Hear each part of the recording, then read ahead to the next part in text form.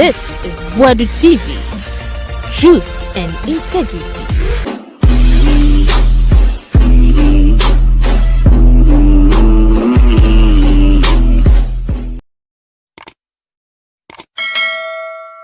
And it is contended that his actions amount to bad faith and denying the respected Honorable Minority Leader. Honorable Minority Leader. Yes, Mr. Speaker. I acknowledge that the minority is interested and you are expressing your concerns. And those concerns have also been expressed at the right forum. But I say this is not the forum for that. The Attorney General's conduct of conducting proceedings in that court is not before the House. That at all is not. And so please, let's handle what is before us. Then at the appropriate forum, which you are doing, you continue with it. You can just refer that this is what you are doing, but don't go into the details. Speaker, with respect, Mr. Speaker, just place my time on ice for us to interrogate this preliminary matter. Mr. Speaker, well, I will leave it to you, but I would want to learn. Mr. Speaker, in my submission, I was responding to the Attorney General. These are facts that he has made known to the House. So I was responding to his own argument. I was not saying anything new. It is what he said that I was referring to. But if you say I shouldn't delve deep into it. I stopped him. Mr. Speaker, very well. I stopped him. Very well. And I said he should come back to the subject matter on the floor. Very well. Mr. Speaker, that's please. All. Mr. Speaker, if it is so, I will not belabor. Mr. Speaker, today, our colleagues who vehemently opposed just 2 nominations to the Supreme Court, and when they had the opportunity, they brought 7. Their principled argument vanished into thin air. Today,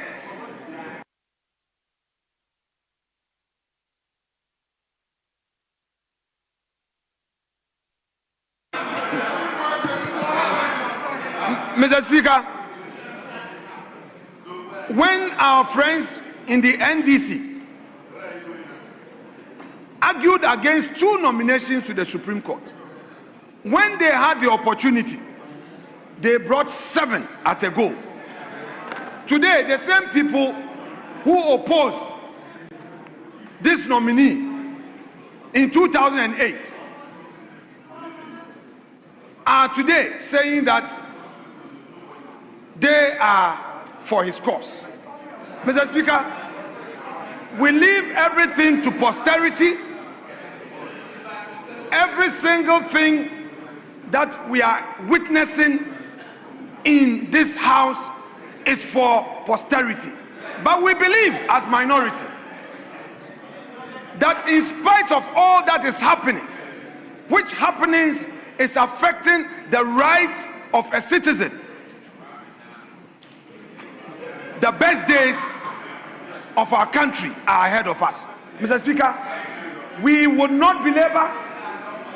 We maintain our opposition to this nomination, and we reject same, and we are going to demand a secret ballot to reject this. We are going to demand a secret ballot to vote, to let Hansard record our opposition.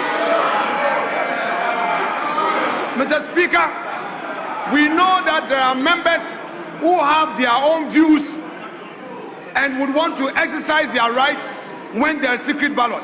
We, the minority, are going to invoke that so that we take a secret ballot to register our dissent on this matter. Mr. Speaker, I wouldn't exhaust the 15 minutes. I will submit here to and then leave the matters to rest. Thank you so much.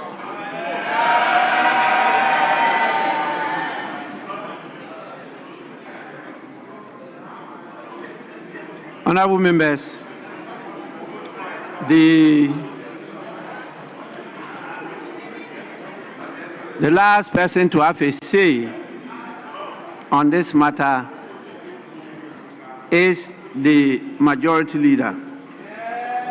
The minority leader actually used less than 15 minutes. So it's the majority leader who is now to end the debate, and he has 15 minutes to do so.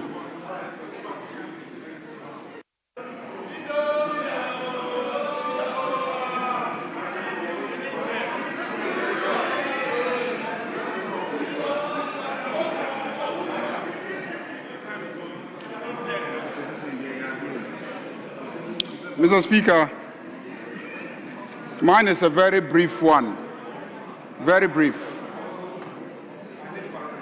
In 2012, we had a national election for the presidency and for parliament. The election results were disputed.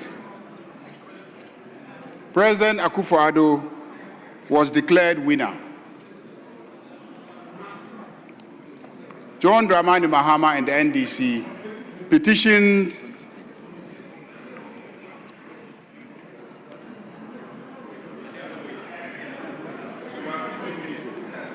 President John Dramani Mahama was declared winner. Akufo-Addo petitioned the courts. Mr. Speaker, in 2020, we had another election, and President Akufo-Addo was declared winner, and John Dramani Mahama petitioned. The cases traveled before the Supreme Court, and finally, the Supreme Court made a pronouncement. Mr. Speaker, it was clear to every Ghanaian that in spite of the cases pending in the Supreme Court, we went ahead and swore in those declared by the Electoral Commission as having been validly elected.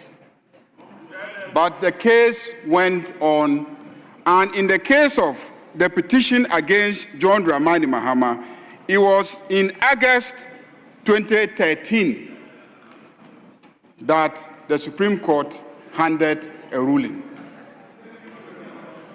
Mr. Speaker, when we put the question to the nominee as to what he thinks will happen if the previous Chief Justice's case turned out in her favor, he simply referred us to these two cases. If in a presidential petition, we are convinced that if the ruling goes against a sitting president, that person will vacate the seat so that the winner will take over. Why would we entertain doubt that if a Chief Justice who has left office gets a ruling in her favor, that the sitting Chief Justice will not give way so that the decision of the Supreme Court will be enforced? So the answer is simple.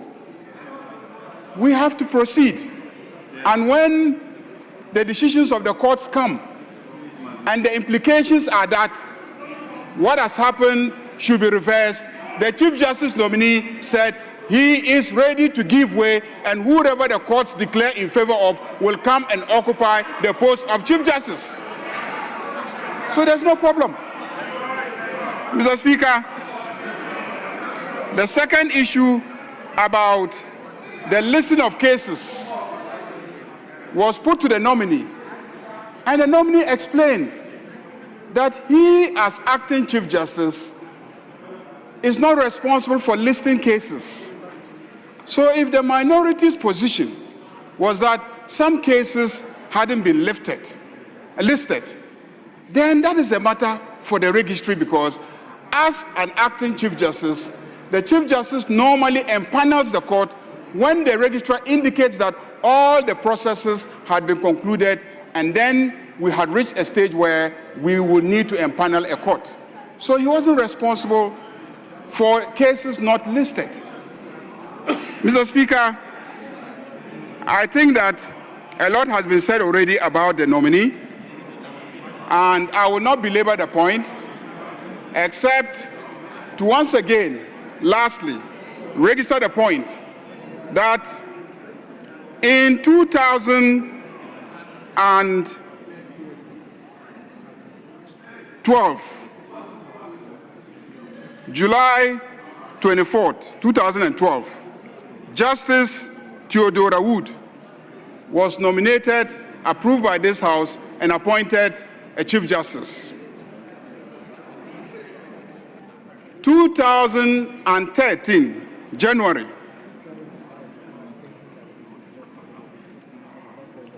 President John Evans Atta Mills, under the NDC, became president. He coexisted amicably with Justice Theodora Wood, who was appointed by President Kufuor under the NPP. Mr. Speaker, again, on 24th of July, 2012, when we lost the president, John Dramani Mahama took over as the president,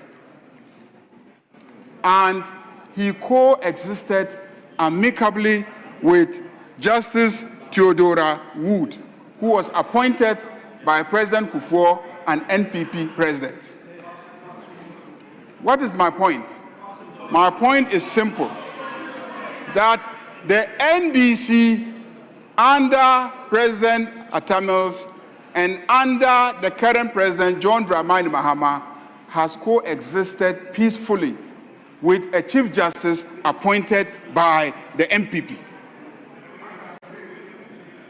So, Mr. Speaker, let me conclude by saying that my colleagues have already argued and given reasons why we should approve the nomination to the post of Chief Justice, because essentially he qualifies under Article 1284 of the Constitution, has been a judge for 30 years, overly qualified, has been a Supreme Court judge for more than a decade and a half, and is now acting as the Chief Justice. Mr. Speaker, without saying more, I will just say that put the question and we will vote. Thank you, Mr. Speaker.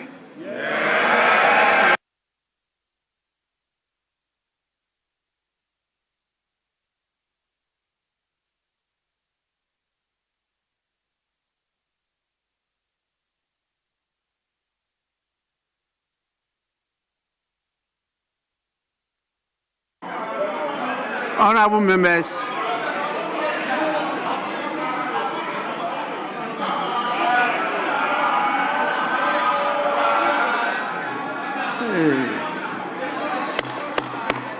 honorable members,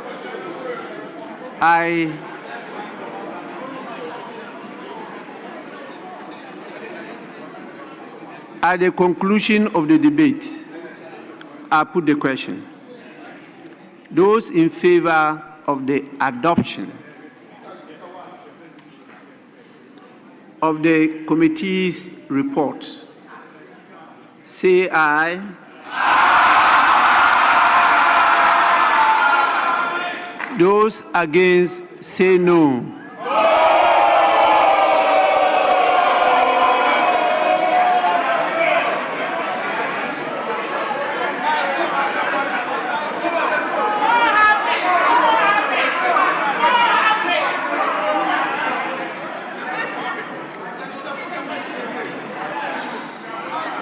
Honorable members, I put the question again.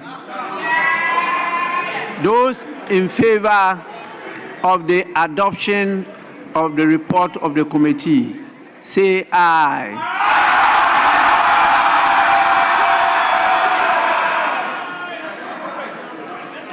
Those against, say no.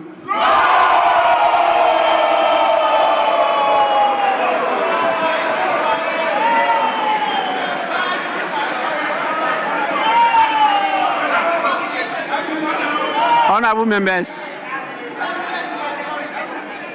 members, I think the ayes have it.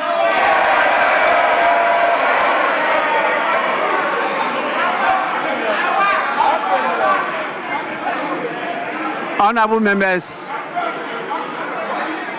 we have the Honorable Deputy Whip, Minority Deputy Whip on his feet. Let's listen to him. Thank you, Mr. Speaker. Mr. Speaker, I rise under Order 1513. Mr. Speaker, Order 151. Mr. Speaker, I rise under Order 1513. Mr. Speaker, with your leave, I read Order 1513.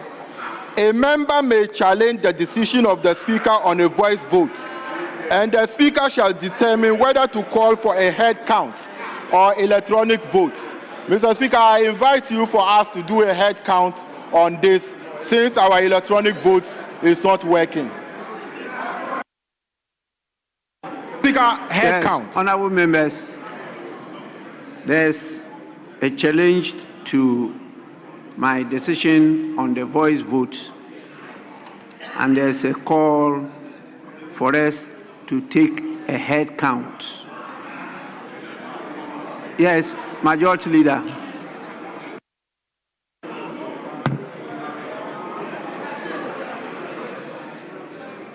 Mr. Speaker, let me read Order 1513. Well, it says, a member may challenge the decision of the Speaker on the voice vote, and the Speaker shall determine whether to call for head count or electronic vote. Whether. Mr. Speaker. Keep quiet. Whether. Mr. Speaker.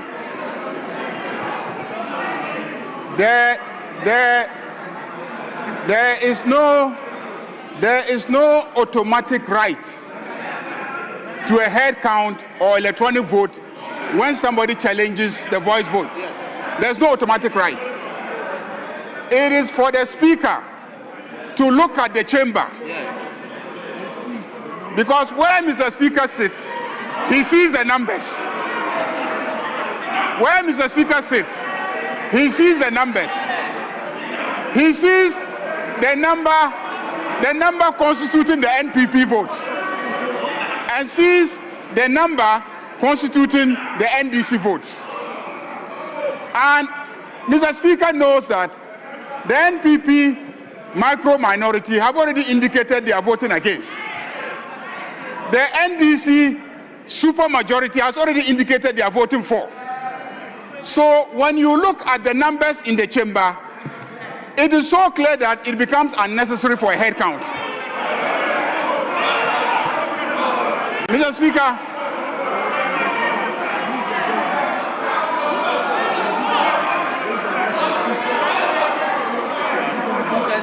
so Mr. Speaker, we have confidence in you and your understanding of the rules. The rules say that a member may challenge the decision of the Speaker on a voice vote, and the Speaker shall determine whether to call for head count or electronic vote, or whether not to call for head count or electronic vote. Mr. Speaker, it is obvious, and there's no need for you to call for a head count or an electronic vote. It is obvious that they have lost the vote. We've won the vote, and take a decision and let's proceed. Thank you, Mr. Speaker. Honorable members, I have determined that there should be a head count. So we are going to do a head count. Head count. Please.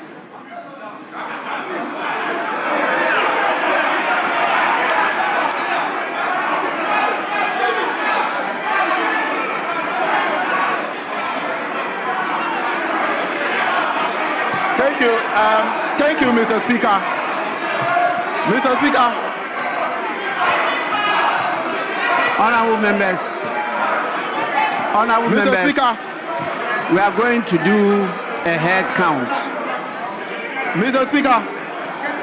Please, those in favor of the motion, please rise up to be counted. Mr. Speaker.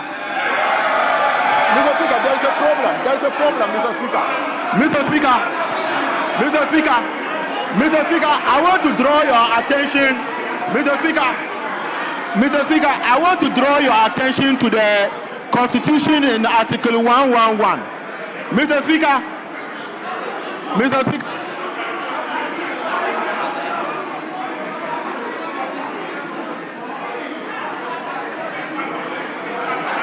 Mr. Speaker, the Constitution in Article 111.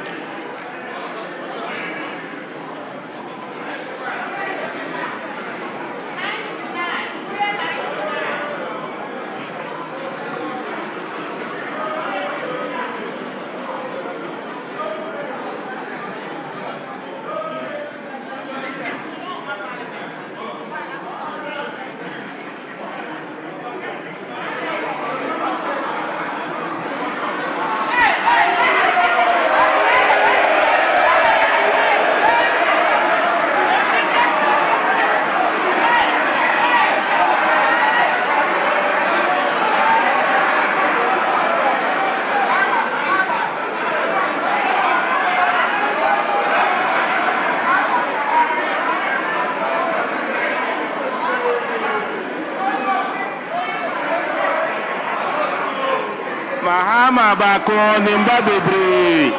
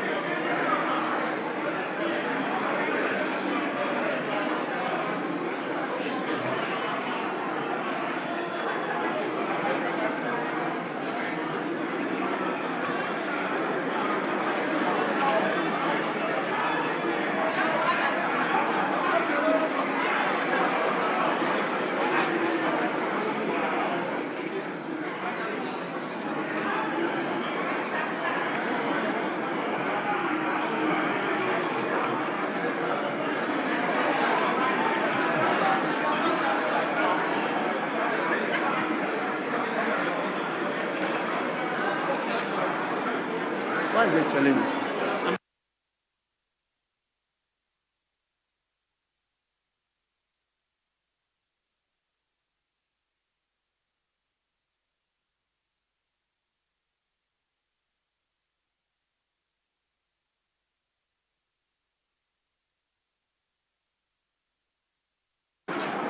Please, honorable members, be at your seats. Members are moving around and they are having a challenge in counting you. Please, say rise up, rise up. Please.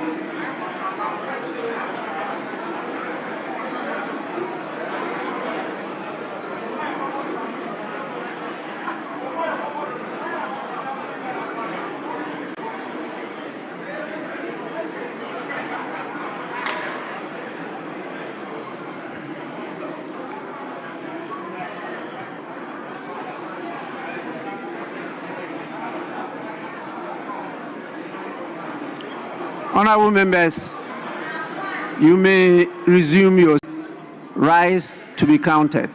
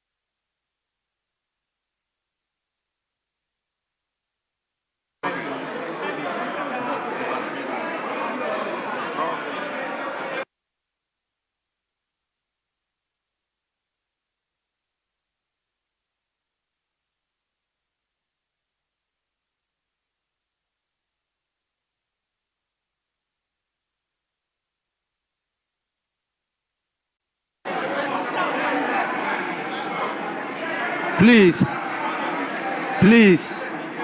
clerks at the table, you are asked to count all those who have risen. Please, so any person that has risen and is standing should be counted.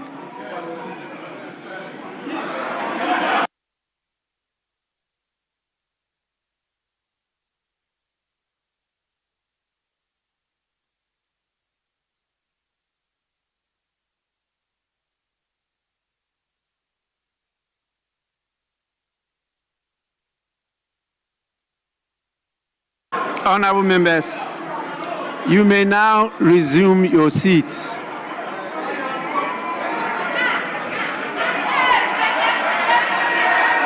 Resume your seats.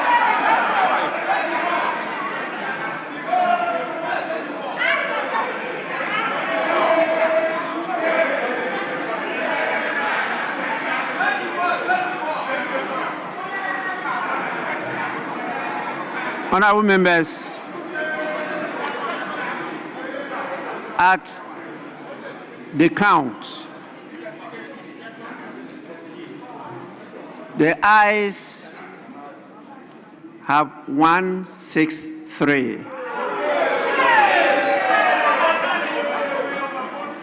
The noes 69.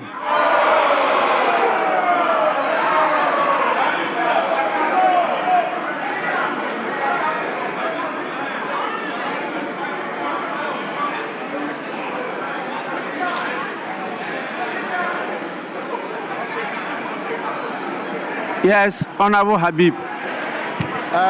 Thank you, Mr. Speaker. Mr. Speaker, I rise under Order 1526. Mr. Speaker, I rise under Order 1526. Mr. Speaker, for the avoidance of doubt, I read. Order 1526 states that where a member rises to challenge the results of the head count, the Speaker shall call for division.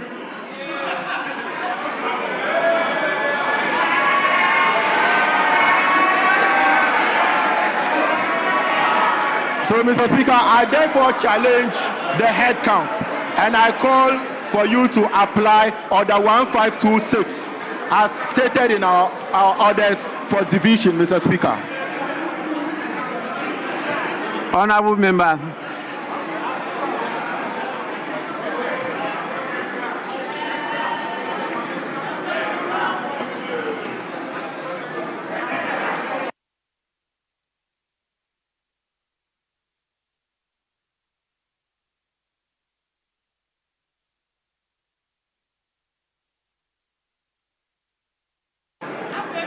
Majority Leader.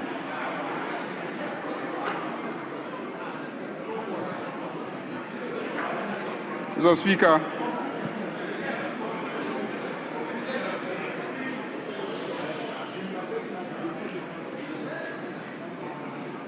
Mr. Speaker,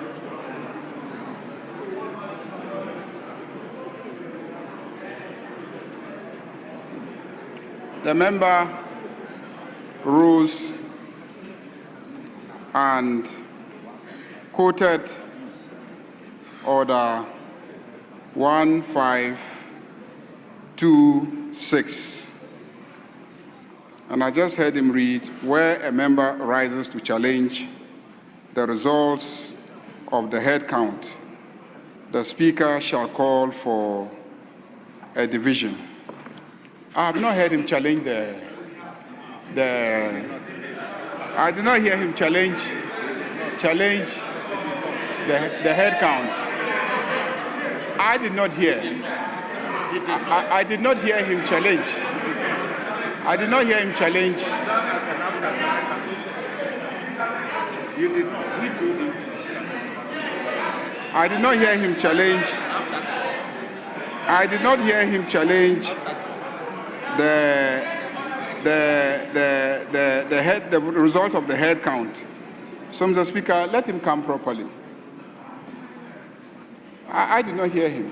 But Mr. Speaker can give a ruling if you heard him challenge the the results of the head count. I did not hear him.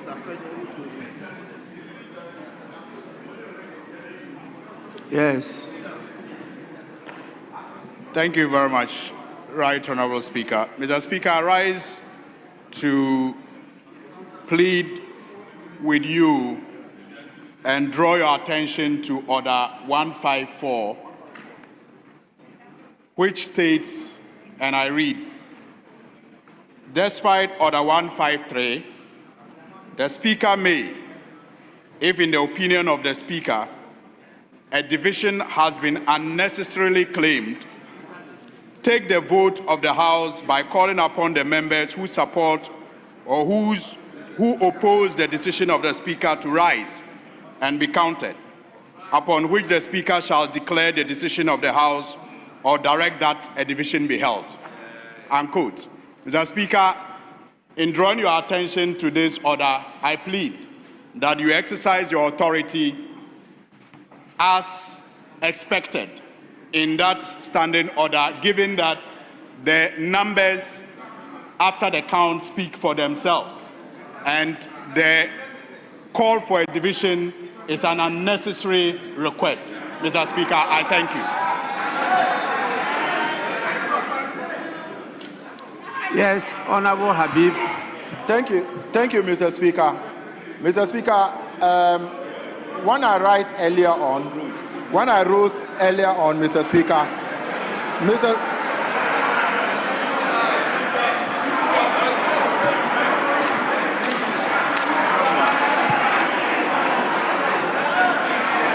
Speaker,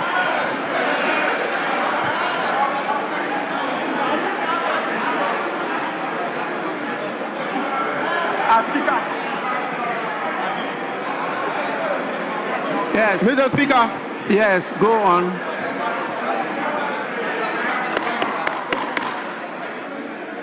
Mr. Speaker, when I rose earlier on, it was under Order 1526, and that I challenge, and it reads that where a member rises to challenge the results of the head count, the Speaker shall call for a division. Mr. Speaker, therefore, I challenge the results from the head count and call for a division under Order 1526. Mr. Speaker, even though the honorable member for Tamale North, Honorable Soyini, drawing your attention to Order 154. Mr. Speaker, Order 154 is clear that despite Order 153, I haven't raised anything under Order 153.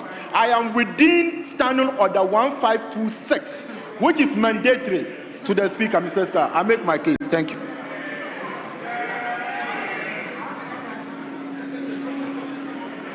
Honorable Member, I'm still waiting to hear your challenge. Mr. Speaker, it's not sufficient to say a challenge. Mr. Speaker, Mr. Speaker, to make my earlier on, I tried to draw your attention. Mr. Speaker, I made this challenge because number one, Mr. Speaker, I did not believe that the number as presented to you from those who voted for the yes or the ayes were up to the number presented to you, Mr. Speaker. And also, I was drawing your attention to Article 111 of the 1992 Constitution. And Mr. Speaker, I read Article 111. The Vice President or a minister or a deputy minister who is not a member of Parliament shall be entitled to participate in the proceedings of Parliament and shall not be accorded the privilege of all members of Parliament except entitlement to vote. Mr. Speaker, the time we were taking the vote, the Ashanti Regional Minister is seated there. He's still here. Mr. Speaker, the Works and Housing Minister is still seated here. He has no right to vote. That's my basis for my challenge, Mr. Speaker.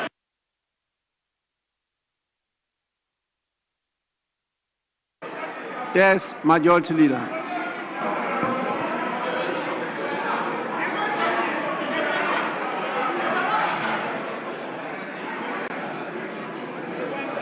Mr. Speaker,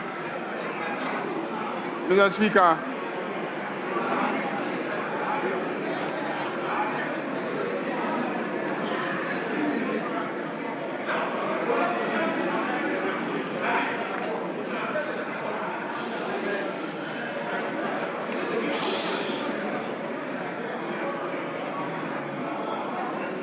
Mr. Speaker, Order 153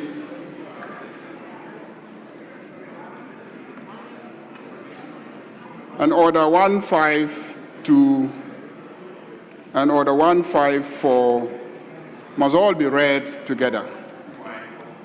Because Order 154 says that despite Order 153,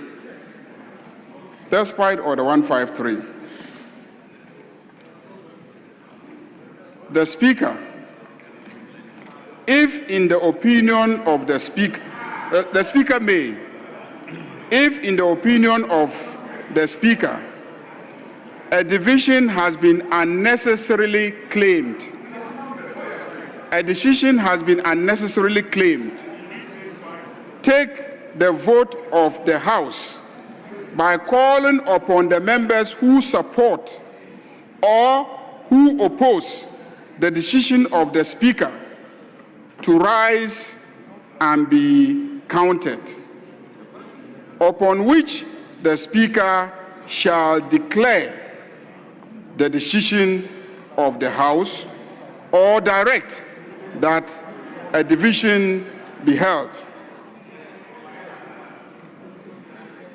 Mr. Speaker, if you read Order 153, it deals with division and says the Speaker shall direct that the lobbies be cleared in the case of a division. The division bell shall be rung for 1 minute.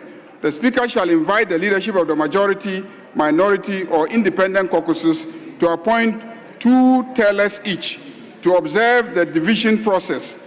After a lapse of 5 minutes, the Speaker shall announce the names of division clerks and the tellers. So 153 deals with the procedure for division. Is that okay? And 154 says that in spite of the fact that there is a procedure for division, Speaker can also say that a division has been unnecessarily claimed. That's 154. And if the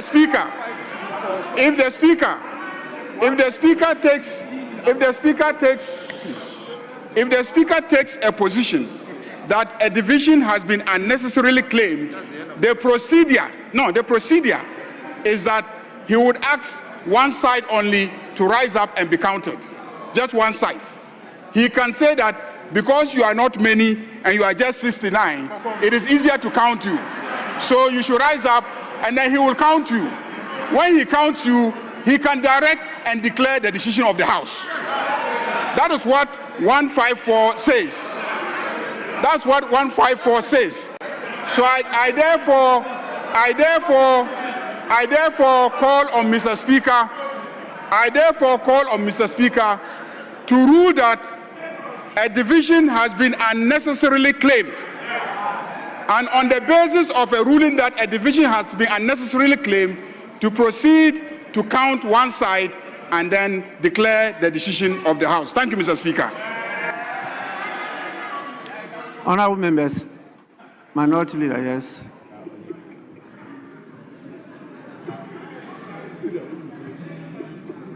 Yes, I think I mentioned it to you before.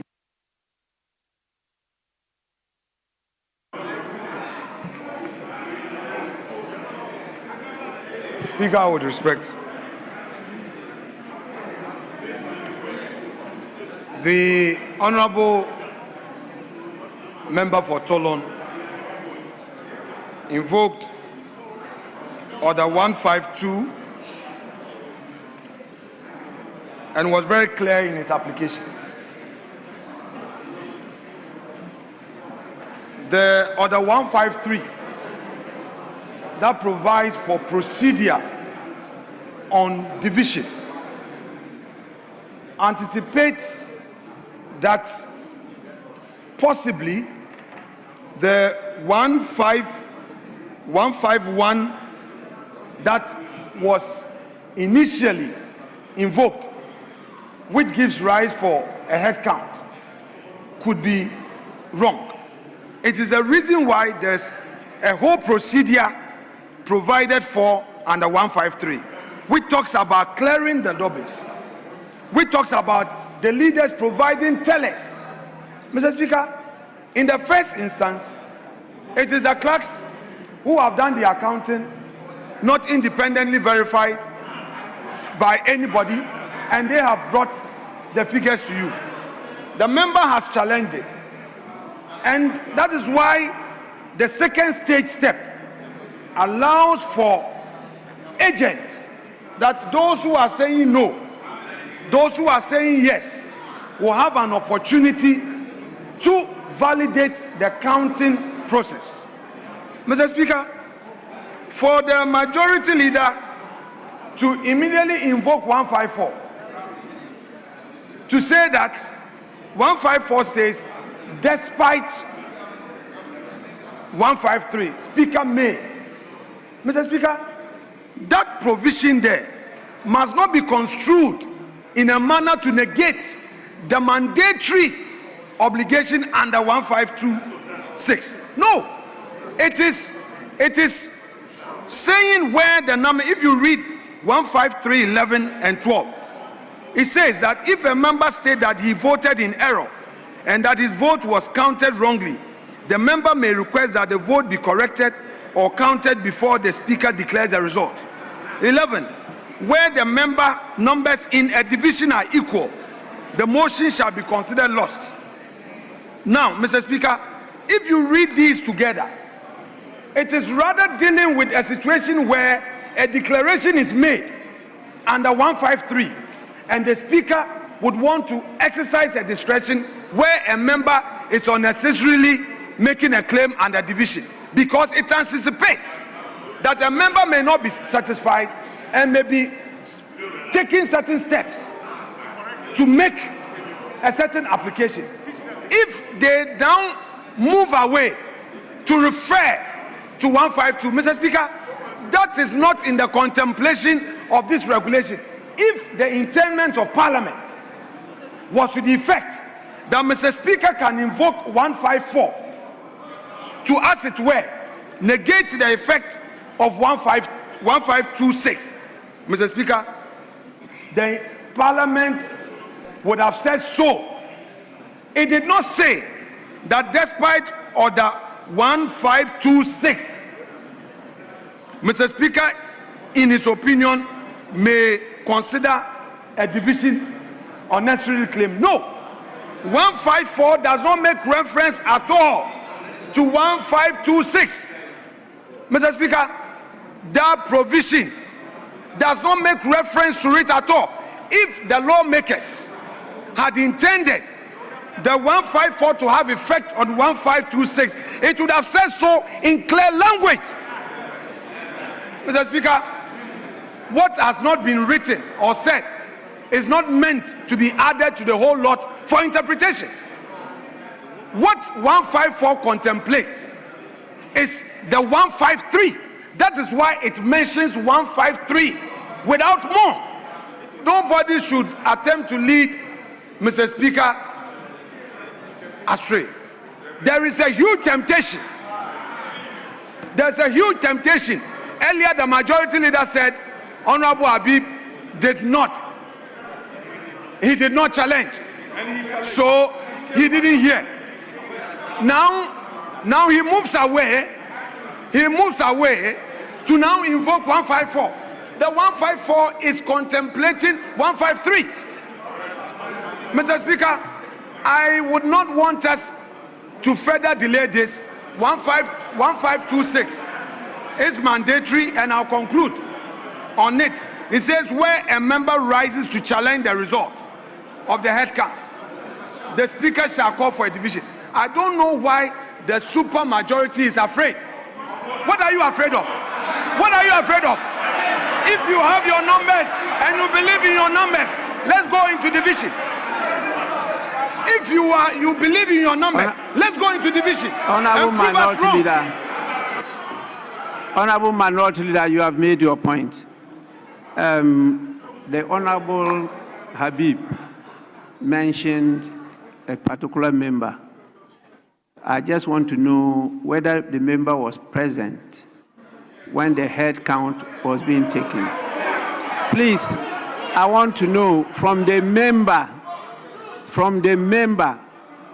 please, it's not from any of you, is a member present? Please, I want to hear from the member.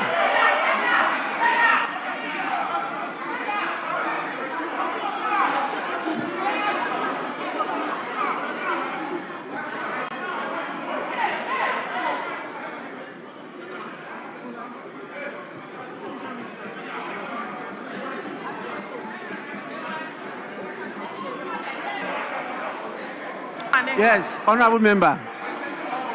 No, come here. Come and use this one. Come and use this one.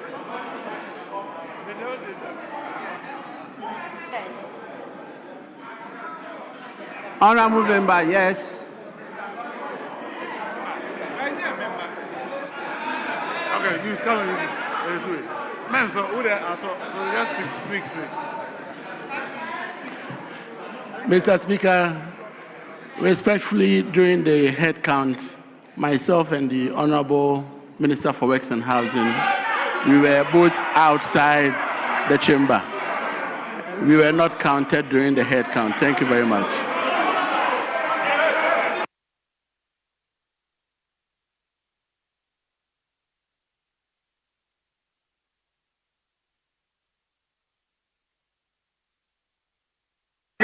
You work them out. One of these what you was it? Huh? Yes, honorable members, it's my view that the division has been unnecessarily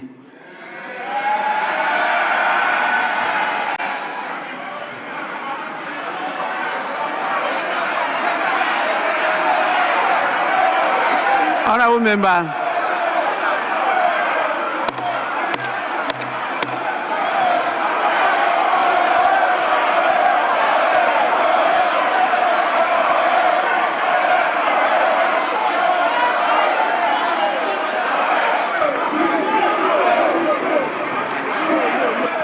Honorable members,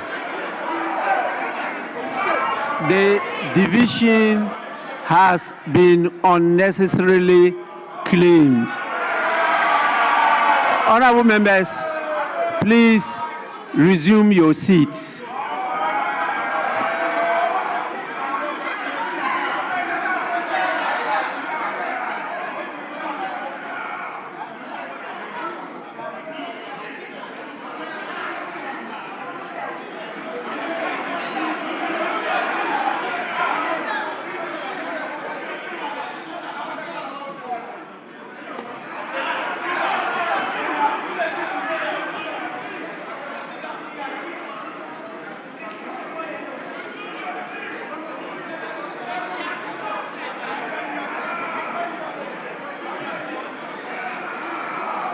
Honorable members,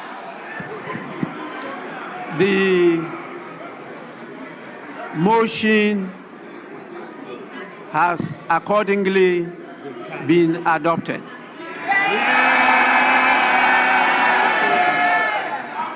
This Honorable House has accordingly approved the nomination of Justice Paul Bafubone as Chief Justice of the Republic in accordance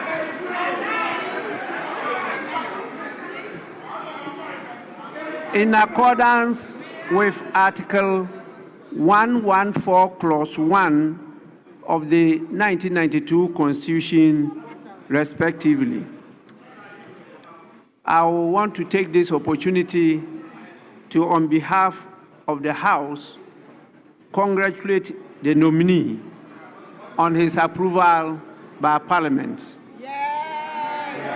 I urge the nominee to take all what has happened right up from the day of the nomination up to his approval, I should say prior approval by Parliament, into consideration in his tenure of office.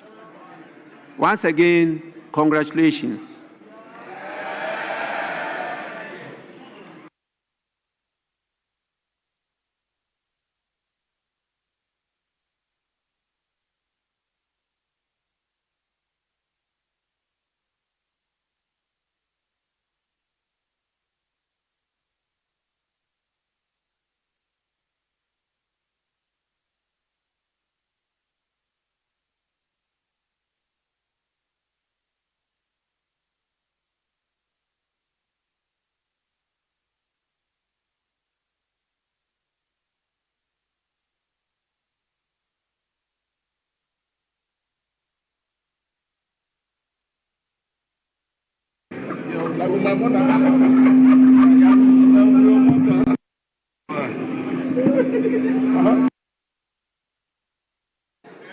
Yes,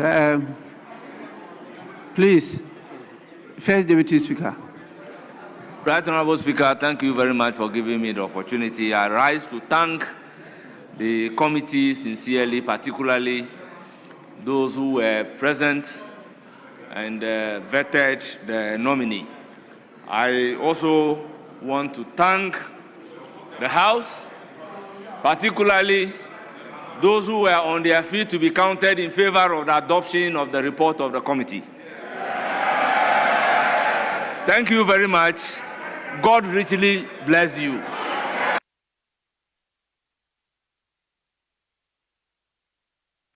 Honorable members, honorable members, honorable members, please, I have a statement. It is actually what we call corrigentum. On 10th November 2025, I had the pleasure and honor of receiving a delegation from the Queen Mother's Foundation, led by their president, the Queen Mother of Kayira in the Ofinsu traditional area, Nana Ama Sewa Bonsu. Their well-intentioned visit afforded us the opportunity of discussing some proposed constitutional amendments, ways of empowering chiefs and queen mothers to protect the environment, stop illegal mining, and facilitate development. However, in communicating their visit to Parliament, I inadvertently referred to Nana Ama Sewa Bonsu as the president of the Queen Mothers Association and Queen Mother of Ofinsu. I wish to apologize to the Ofinsu Traditional Council and the Queen Mothers Association of Ghana for the regrettable error. Let me reiterate that Nana Ama Sewa Bonsu is the president of the Queen Mothers Foundation and not president of the Queen Mothers Association. She is also the Queen Mother of Kayira and not Queen Mother of Ofinsu. As a chief myself, I